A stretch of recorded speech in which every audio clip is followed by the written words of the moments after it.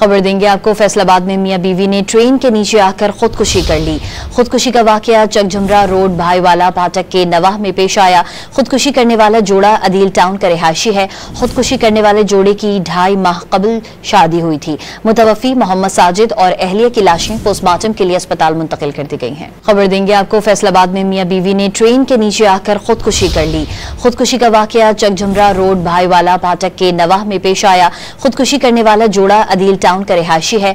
खुदकुशी करने वाले जोड़े की 2.5 माह कबल शादी हुई थी। मुतवफ़ी मोहम्मद साजिद और अहलिया की लाशें पोस्टमार्टम के लिए अस्पताल मुंतकिल कर दी गई हैं। खबर देंगे आपको। फैसलाबाद में मियां बीवी ने ट्रेन के नीचे आकर खुदकुशी कर ली। खुदकुशी का वाकया चकझुमरा रोड भाईवाला फाटक के नवाह में पेश आया।